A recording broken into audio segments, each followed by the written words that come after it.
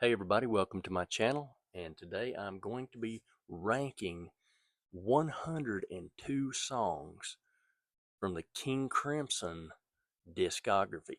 Now, I'm not going to be ranking songs from any compilation albums or live albums or anything like that, any of the projects, anything like that. This is strictly from King Crimson's studio albums.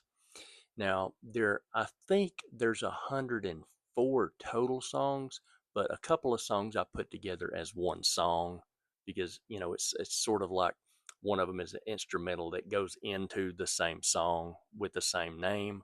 So I just kind of put those together as one song. And we're going to go ahead and get started. So this should be interesting. It should be a good time. Get you a snack, sit down, and we're going to go through this King Crimson discography of songs, and I'll be ranking them from my least favorite to my favorite. So we're going to start with number 102, and that is Prozac Blues from The Construction of Light. Um,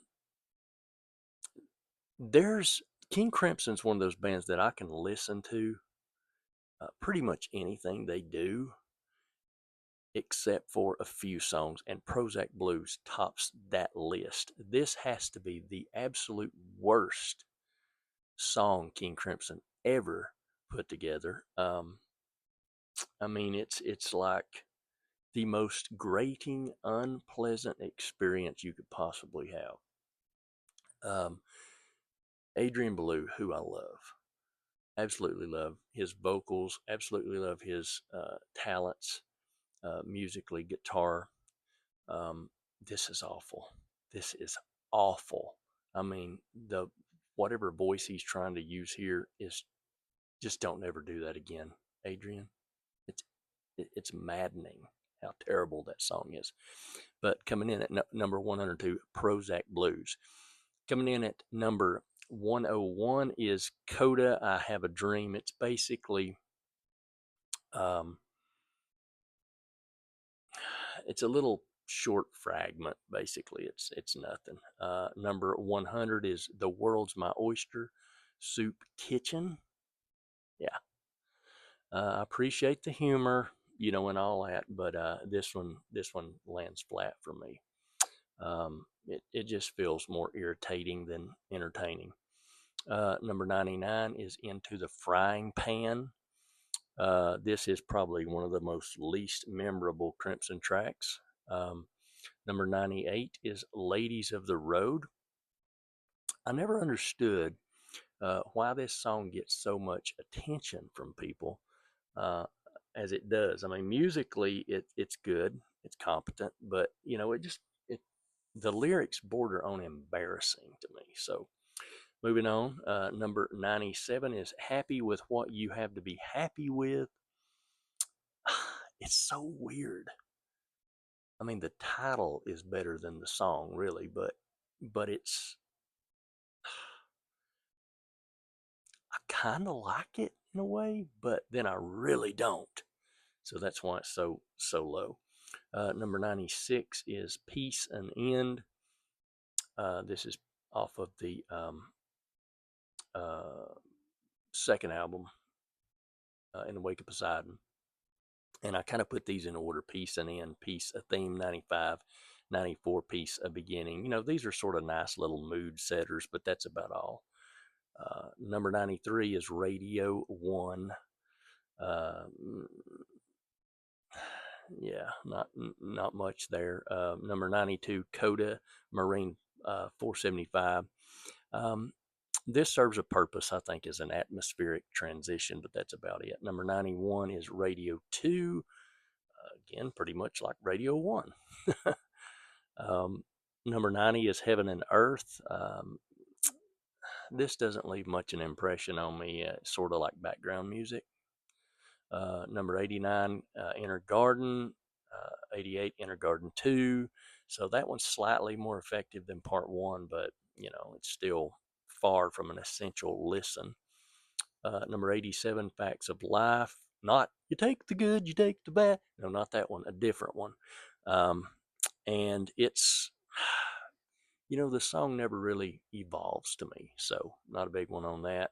Of course, Facts of Life intro, which is the instrumental version, I like it a little bit better, but not much. Obviously, as it comes in at number 86. Number 85 is Vroom Vroom Coda. This is again a brief instrumental sort of fragment that feels, um, just kind of feels like it's just put in there, filler, mucking about. Vroom Vroom is number 84, so this is a little bit more enjoyable than the Coda. Number 83 is Fractured, not Fractured from Starless and Bible Black, but Fractured from Construction of Light. Yes, it's uh, technically it's good. Everything else terrible, not for me. Number 82 is Lady of the Dancing Water. It's a pleasant sort of sort of acoustic little interlude, but it really doesn't do much for me. Number 81 is Prelude, Song of the Gulls. Beautiful sort of chamber music there. But yeah, not going back to that a lot. Number 80, The Howler from Beat. It's an interesting groove, but probably one of the worst songs off that album, or the worst. Number 79 is Dig Me from Three of a Perfect Pair. Number 78, Industry from that album as well. That's two instrumentals. Number 77, Sex, Sleep, Eat, Drink, Dream. This is very energetic, but that's about all I can say for it. Number 76 is People. This is one of the few Crimson songs that sort of sounds dated to the time that it came out. Number 75 is Two Hands from Beat. This is a sort of a gentle ballad, but not much there. Number 74, Vroom. 73, Eyes Wide Open. I think you can see a pattern here that a lot of the songs from The Power to Believe and Construction of Light are at the bottom of the list. These are just not really good albums. Eyes Wide Open at number 73. Not one of my favorites, but I appreciate it's a reflective sort of piece. Number 72 is Happy Family from Lizard. I've always admired the ambition behind this song, but not the song. Number 71 is Power to Believe Part 4. I think it's a solid finale. Ties the album together. Number 70, the Power to Believe Part 3. This is one of the heavier highlights from that album.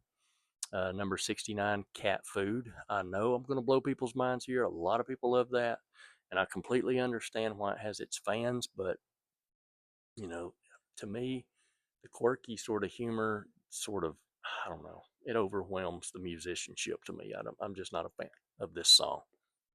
Number 68, No Warning from Three of a Perfect Pair. Again, an instrumental piece. 67 is Pictures of a City from In the Wake of Poseidon. This is, it's impossible not to compare this to 21st Century Schizoid Man. And when it comparing to that song, it's a failure. It's a good track, but it never escapes that comparison to me. Number 66 is The Letters. I like this. It's sort of dark, sort of unsettling. 65 is We'll Let You Know. 64 is The Construction of Light. 63 is The Construction of Light intro, the instrumental part, which I like better. The musicianship here is phenomenal. 62 is Ba-Boom. This is sort of a percussion showcase. 61, The Power to Believe, the a cappella version. This sets the mood for the album, and I enjoy it slightly. 60 is Indoor Games from Lizard. This is probably one of the strangest songs King Crimson ever recorded for sure. 59 is Neil and Jack and Me. I know a lot of people like this song. It has its fans, but again, it just doesn't appeal to me. Adrian Belew's performance here is terrific, though. 58 Trio. It's a nice improvisation piece. 57 is The Devil's Triangle from In a Wake of Poseidon. This is a very dark and ominous sort of track, and it's based on Gustav Holst's Mars, if you ever listened to that, from the planets. So it's King Crimson's take on that. 56 is Thrack. It's one of the better instrumentals from the 90s for sure. Number 55 is Waiting Man. I never really I never really connected to this one as much as many fans have, but it's inventive. Number 54 is The Power to Believe Part 2. This is a beautiful interlude, and I enjoy that a little bit. 53 is Walking on Air. This is probably one of I would consider it to be pretty songs from that era of the 90s. Very almost a gorgeous atmosphere on this song. So 52 is Neurotica.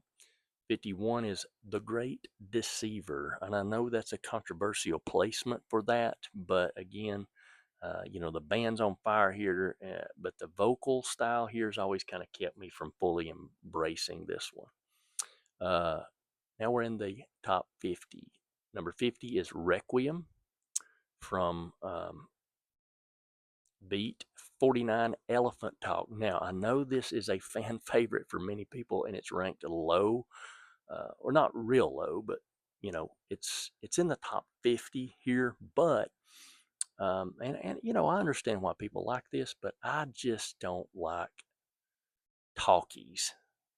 The songs where there's a lot of talking, and there's several other songs that I feel is much better than Elephant Talk. I've just never been a fan of it. It does sound a lot like the Talking Heads, where Adrian came from, but it's not one of my favorite songs off of Discipline. Although I do admire the complexity and the talent behind the song. Number 48 is Lament. This is a wonderful, very underrated piece from Starless and Bible Black album. The opening is a haunting piece. It's like I don't know, it's one of John Wetton's finest performances. I'll say that. Number 47 is Moonchild. Yeah, I feel like most people, the improvisation part of that song goes on a little longer than what we would maybe enjoy. But ultimately, I feel like it's one of the more beautiful moments of King Crimson. And it's on the first album. So, number 46 is The Mincer. Number 45. Number 45 is one that I struggled with for a long time. I did not like this song, and I did not like it because of John Wetton's vocals, his performance on this song, but it's grown on me, I think, mostly for the music, and I do catch myself singing it from time to time, and that is One Red Nightmare from Red. It's one of the heaviest songs off of Red, but it misses that upper tier for me just because of that. It took so long for that song to grow on me, and it still hasn't got to upper tier yet. But maybe, I don't know. It's just one of those songs I've kind of like. I don't know. Sometimes I like it. Sometimes I love it. Sometimes I don't like it at all. It just depends. Number 44 is Man with an Open Heart from Three of a Perfect Pair. This is a very catchy tune, and but again, it sounds a lot like the Talking Heads. I mean, he really brought that influence in to King Crimson at that time, which sort of surprises me that Robert Fripp allowed that. But it's much different than the Talking Heads, but it still has that influence. Number 43 is Dangerous Curves. This is one of the best tracks from that sort of double duo era. So, Number 42 is discipline, minimalism, um, complete musicianship. This has become sort of, I love to watch Adrian and Robert weave together um, such a beautiful uh, composition, um, very mathematical. But that's number 42, discipline. Number 41, in one time. Excuse me, not end time, one time. This is beautiful from beginning to end. One of my favorite tracks from the 90s in the Thrack album. Number 40 is Islands, a gentle, spacious sort of track. Islands was one of those albums that took me a long time to really get into. It's a lot different than a lot of King Crimson. It's slower. It just took me a while to get into it. Still not one of my favorite albums, but I begun to appreciate it a little bit more now. And this song is definitely one of the reasons why. Number 39 is Exiles. This is probably one of the most underrated ballads in the entire King Crimson discography. I feel like this is one of John Wetton's finest moments again, uh, vocally. Number 38 is Providence. Um, Improvisation there. Number 37, Dinosaur. This is one of those tracks that people either love it or hate it. I used to love it, and now I still like it a lot, but it doesn't appeal to me as much as it did. But I do feel like it is one of the strongest tracks from the Thrack album and from the era. Is still a staple in Adrian's set list when he plays, and I really like it. Number 36, Starless and Bible Black. No, this is not the song Starless.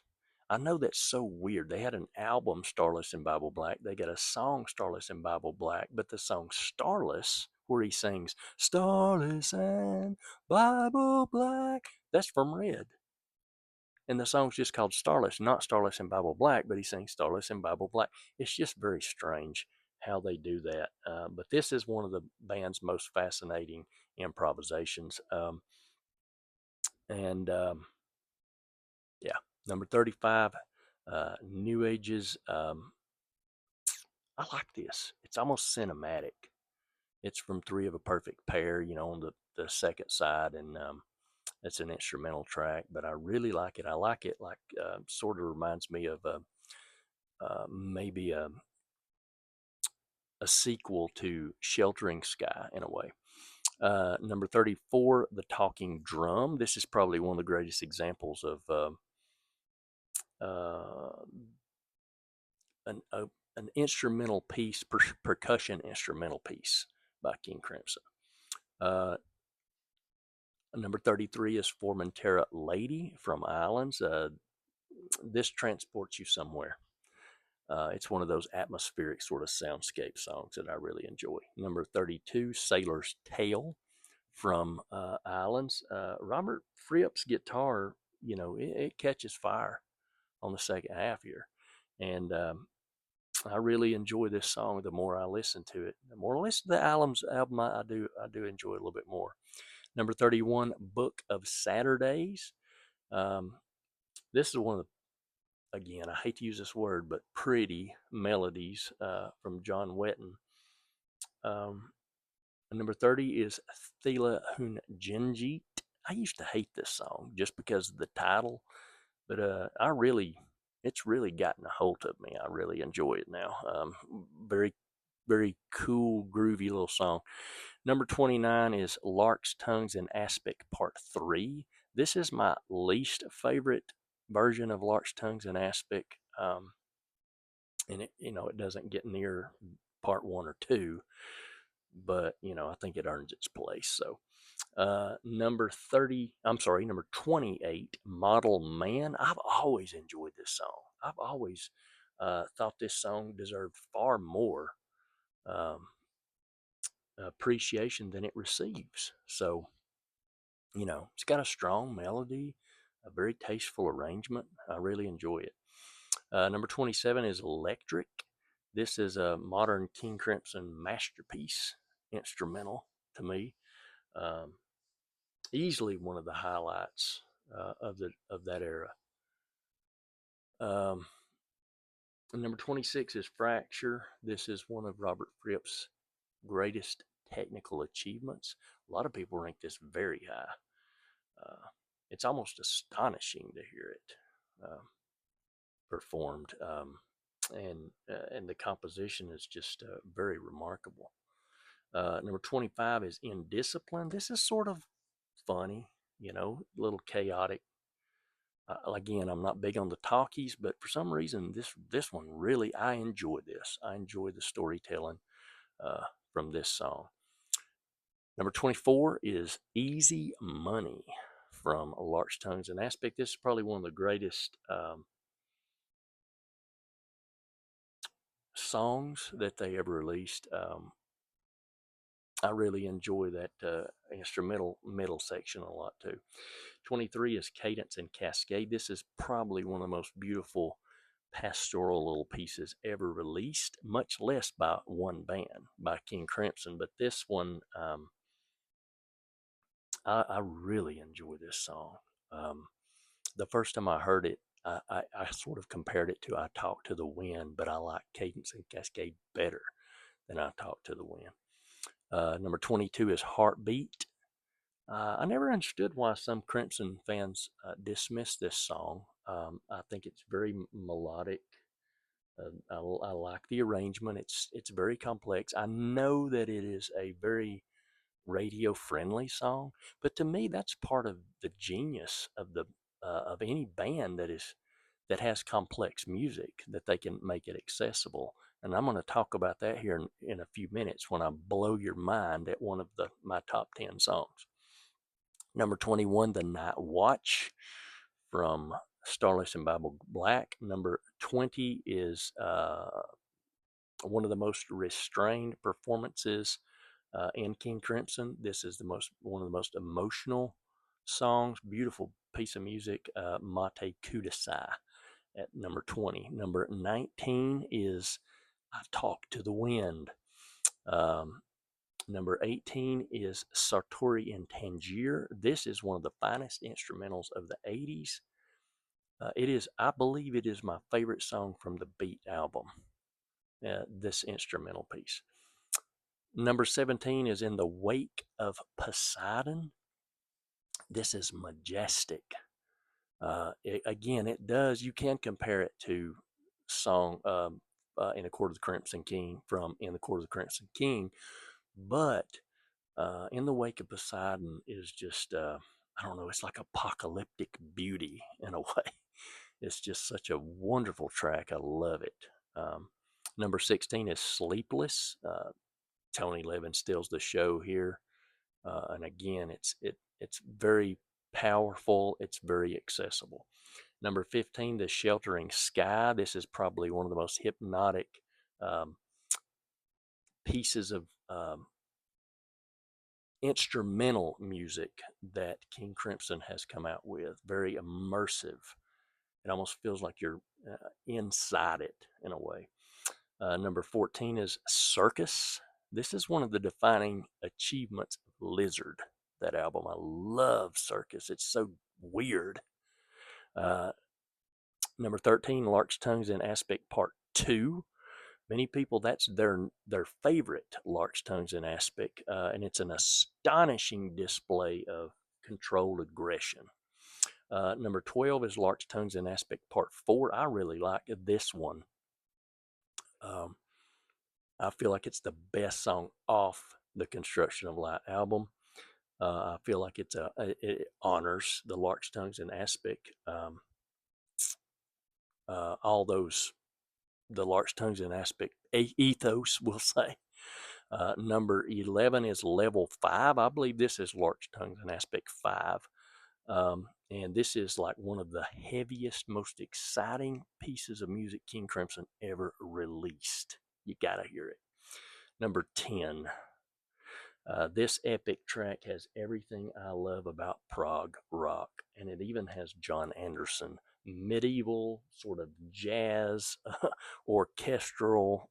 It's everything in this one. It's Lizard coming in at number 10. Number 9 is going to be Fallen Angel from Red. I feel like this is one of John Wetton's greatest vocal performances. Um, I don't really know how to describe this song. It sounds like a song that could have been released in the 90s, but it was released in 1974. Number 8 is 21st Century Schizoid Man. This is a very popular song. Most people who don't even know King Crimson have heard this song. The main riff remains devastating to this day. The way it comes in, um, can you just imagine hearing this song in 1969? It's incredible today, much less then. Um, One of the greatest openings for a debut album ever. Number 7 is Lark's Tongues in Aspic Part 1. This is King Crimson at their most fearless and experimental. Um, it just, wow. I mean, it's so powerful and so uh, patient. It just comes in, very quiet, and then it just hits you right between the eyes. Number 6 is probably one of the most powerful, emotional tracks ever released. Greg Lake's vocals. Greg Lake is a wonderful singer, and his vocals on the album "In the Court of the Crimson King" is just so good, so remarkable. But this one, Epitaph, number 6. If prog rock had a national anthem, it probably would be this one. Number 5 is Red from Red. This is absolute instrumental heavy rock perfection. This remains one of the greatest instrumental songs in rock history to me. Uh, Again, you could have released this in the 90s. Number 4 is Frame by Frame. This used to be my favorite song from the Discipline album. They make it seem effortless. If you ever watched the live version of Robert Fripp and Adrian Blue play this song, it's mind blowing. Frame by Frame from Discipline. Uh, wow. Mathematical precision. Number 3 is Three of a Perfect Pair. Now, hear me out. This is what I was going to talk about a while ago. Three of a Perfect Pair. Why did I rank it so high, and why did I rank it higher than Frame by Frame, which used to be one of my favorites? Well, still is one of my favorite, but it used to be my favorite song. So why did I rank Three of a Perfect Pair over that? I'm going to tell you why. Because I feel like it is a more fleshed out version of Frame by Frame. It still holds the complexity of the song, but it is way more accessible. Whereas most prog heads, they glorify the most complicated or complex forms of music. And then you've got the general public, which glorifies more of a mainstream appeal. If a group can take very complex music and they can give it a mainstream appeal and they can marry those two together, to me, that is magical. And that's exactly what King Crimson did with Three of a Perfect Pair. They took the complexity of Frame by Frame and they gave it the chorus and the bridge. They gave it mass appeal. It sounds like something you'd hear on the radio, but it's so complex. So that was an ingenious um, composition to me. That's why it ranks so high. I feel like Three of a Perfect Pair is a very underrated album, and this song ranks number 3 of my top favorite King Crimson songs. I feel like it is. It captures that balance between accessibility and sophistication better than Frame by Frame did. Number 2 is In the Court of the Crimson King. This song built the kingdom for King Crimson. The Mellotron. This is the granddaddy of Mellotron songs. Between this album and Days of Future Past by the Moody Blues, this Greg Lake's ethereal vocals, the haunting atmosphere of this song. Oh my goodness, it sounds like a medieval dream sequence. But number two in the Court of the Crimson King. And number one, if somebody asked me to explain why King Crimson is one of the greatest progressive rock bands in history, I would not hand them a greatest hits collection of album. I would simply play Starless. Starless is number one King Crimson song for me and many other people. It is a flawless song. It is a breathtakingly beautiful song, but at the same time, it is dark, it is moody, it is, oh gosh, it's one of the greatest cinematic moments in music that has nothing to do with cinema, if that makes sense. It is probably one of prog rock's most unforgettable finales. It's just one of those songs that captures the essence of the band, everything. To me, Starless isn't just King Crimson's greatest song. I think it's one of the greatest achievements in the entire history of progressive rock.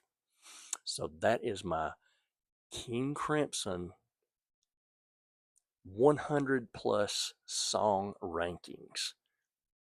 I hope you've enjoyed this. I'm going to be doing more stuff on my channel, but right now, this is what I wanted to do, and I felt like this is something that might capture the attention of people who enjoy this kind of music. But until next time, you guys take care.